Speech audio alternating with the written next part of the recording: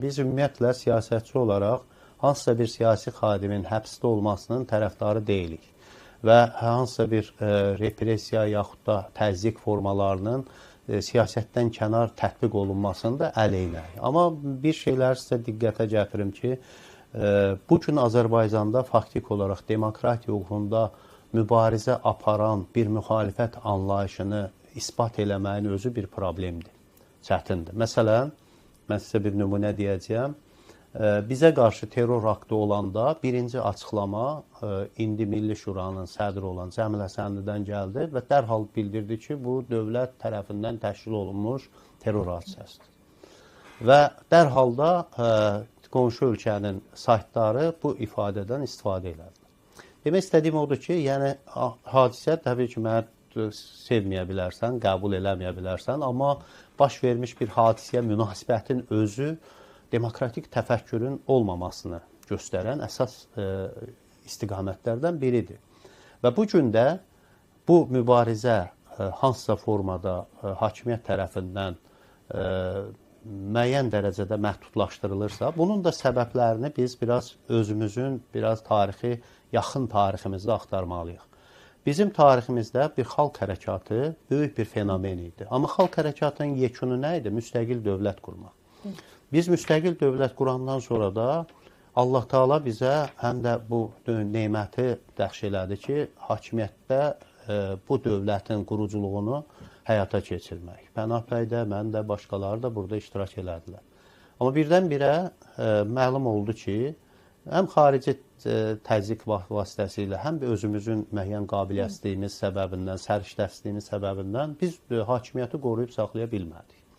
Və hakimiyyəti qoruyub saxlaya bilməyəndə separatçılıq, hərbi birləşmələrin hakimiyyətə qarşı qiyamını Heydər Əliyev hakimiyyətə gələrək qarşısını aldı və dövləti neft müqavilələri bağlamaqla, müəyyən dərəcədə atəşkəs sazişi ilə, MDB-yə girməklə bizim inkar elədiyimiz prosesləri əks tərəfdən həll edərək dövlətin müəyyən dərəcədə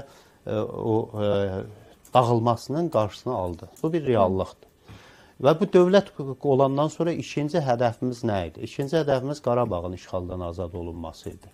Və bu hakimiyyət Qarabağı işğaldan azad etdi. Birinci mərhələdə anlaşılandı. Biz hakimiyyətdə məğlub olmuşuq və dirənmək istəyirik, özümüzü haqlı sayırıq və bir 5 il, 10 il dirəndik. Və lap 20 il dirəndik. Hakimiyyətə gəlmə imkanımız olmadı. Əgər xalqın həqiqətən də ciddi bir dəstəyi olan bir zəmində, ola bilməz ki, o qüvvə hakimiyyətə hansısa bir 20 ildə gəlməsin. Amma aradan bir 30 il keçin. İndi Qarabağ işğaldan azad olunan sonra Azərbaycan siyasi partiyalarına yeni bir şans yarandı. Siyasət üslubunu dəyişmək. Siyasət üslubunu dəyişə bilməyəndə, yəni Qarabağdan da o tərəfə Azərbaycan siyasətinin artıq böyük bir hədəfi, əsas hədəfi o idi. Ondan böyük hədəfimiz yox idi ki.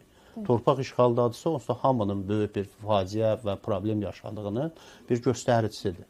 Və belə bir vəziyyətdə indi Qarabağ işğal azadlığından sonra üslub dəyişikliyi baş vermədi. AXCP-də baş vermədi. Hətta bir müəyyən dərəcədə müsavatda da baş vermədi. Digər partiyalar olan öz mövqələrini bilmirlər. İndi bu üslubla hara qədər gedəcəksənsə, onun da sıxıntılarını demək qəbul etmiş durumdasan. Və sənin arzuladığın nəticə nədir indiki şərtlərdə? Dünya konjekturunda sənin arzuladığın nəticə nədir? Əfqanistanda da hamı demokratiya istəyirdi, sonunda Taliban gəldi, sahib oldu. İranda da xalqın mücahidləri demokratiya çığırırdılar. Sonra gəldilər, İslamcı rejim quruldu, totalitar və bütün cəmiyyəti tamamilə qapatmış vəziyyətdə bütün düşüncə sistemini tamamilə darmadağın elədi. Azadlıqları ortadan qaldırdı.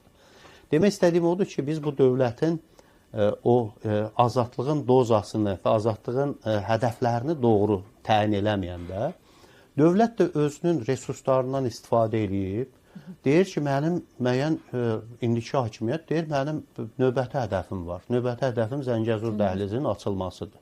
Bu da elə Qarabağın işğaldan azad olunması qədər, bəlkə də ondan da önəmli bir addımdır.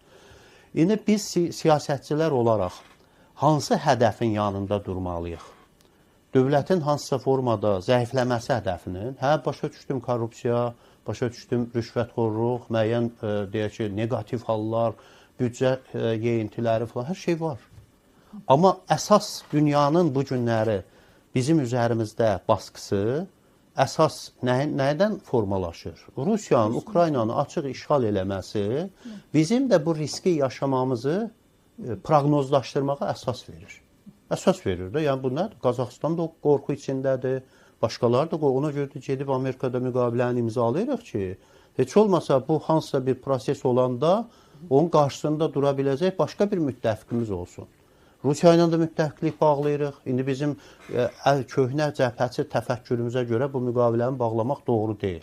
Bizim köhnə təfəkkürümüzə görə MDB-yə girmək doğru deyil. Amma baxın, MDB yox, artıq faktiki yox, kollektiv təhlükəsizlik müqaviləsi ölkələri yox, hətta Ermənistanı dəstəkləmədilər.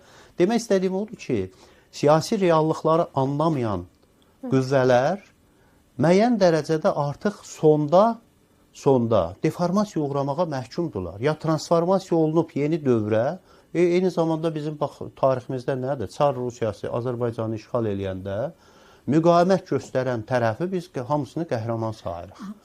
Amma müqavimət göstərəndən daha önəmli sistemə transformasiya olunub, öz xalqını qorumağa, onu ayaqda tutmağa, ona təhsil verməyə, onu gələcək proseslərə hazırlamağa çalışan qüvvələri biz çox vaxt satqın vətən xaini adlandırır. Və sonda nə olur? Sonda həmən adamların, yəni ki, Dudayev şəxsi mənada qəhrəmandır, amma Dudayev ictimai mənada Çeçen xalqının taleyində böyük zərbə vurmuş adamdır. Eyni şey Tatarstan da eləyə bilərdi də, eləmədi. Yəni demək istəmək odur ki, gələn dalğanın qarşısında müəyyən dərəcədə o transformasiya siyasətçilərdən söhbət gedir. Xalq, cəmiyyət öz düşündüyünü düşünə bilər. Sən məsuliyyət daşıyırsan, sən məcara təklif eləməyə haqqın yoxdur. Və bu baxımdan hesab edirəm ki, bu müqavimətin, dirənişin, müxalifətçiliyin üslubu dəyişməli idi. Müəyyən dərəcədə bu dəyişmədikcə bu proseslər belə yekunla da gəlib, bundan da ağır yekunla da gəlib bitir. Və o baxımdan mən qiymətləndirməyin, bu cür qiymətləndirməyin tərəfdarıyam.